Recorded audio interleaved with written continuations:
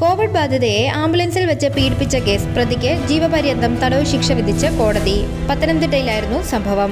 Ambulance driver Kayamkulam Keerikkad തെക്ക് പനക്കച്ചിറ വീട്ടിൽ നൌഫലിനെയാണ് ജീവപര്യന്തം തടവിന് പത്തനംതിട്ട പ്രിൻസിപ്പൽ സെഷൻസ് കോടതി ശിക്ഷ വിധിച്ചത്. 1,80,000 രൂപ പിഴയും അടയ്ക്കണം. നൌഫൽ കുറ്റക്കാരനാണെന്ന് കോടതി ഇന്നലെ കണ്ടെത്തിയിരുന്നു. ബലാത്സംഗം, തട്ടിക്കൊണ്ടുപോകൽ എന്നീ കുറ്റങ്ങളും തെളിയിക്കപ്പെട്ടു. പട്ടികജാതി പട്ടികവർഗ പീഡന നിരോധന നിയമവും ചുമത്തിയിട്ടുണ്ട്. 4.5 വർഷമായി വിചാരണ തടവിലുള്ള ഇയാൾ മുൻപും വധശ്രമ കേസിൽ പ്രതിയാണ്. 2020 സെപ്റ്റംബർ 5-ന് അർദ്ധരാത്രിയിലായിരുന്നു കേരളത്തെ ഞെട്ടിച്ച സംഭവം. അടൂർ ജനറൽ ആശുപത്രിയിൽ നിന്നും പന്തളത്തെ കോവിഡ് കെയർ സെന്ററിലേക്ക് കൊണ്ടുപോകുന്നതിനിടെ ആറന്മുളയിൽ വെച്ചാണ് യുവതിയെ ഡ്രൈവർ പീഡിപ്പിച്ചത്. കോവിഡ് പോസിറ്റീവായ മറ്റൊരു സ്ത്രീയും ആംബുലൻസിലുണ്ടായിരുന്നു. പന്തളത്തെ പെൺകുട്ടിയെ ഇറക്കിയ ശേഷം ഇവരെ കോഴഞ്ചേരി ജില്ലാ ആശുപത്രിയിൽ വിടാനായിരുന്നു നിർദ്ദേശം. എന്നാൽ നൌഫൽ ആദ്യം കോഴഞ്ചേരിയിൽ സ്ത്രീയെ ഇറക്കി. തുടർന്ന് ആറന്മുള നാൽക്കാലിക്കൽ പാലത്തിന് സമീപമുള്ള ആളൊഴിഞ്ഞ പറമ്പിലേക്ക് ആംബുലൻസ് എത്തിച്ച് യുവതിയെ പീഡിപ്പിക്കുകയായിരുന്നു. പിന്നീട് പന്തളത്തെ കോവിഡ് സെന്ററിൽ ഇറക്കിയ ശേഷം ഇയാൾ കടന്നു. പ്രോസിക്യൂഷനു വേണ്ടി ജില്ലാ public prosecutor advocate T Harikrishnan ഹാജരായി.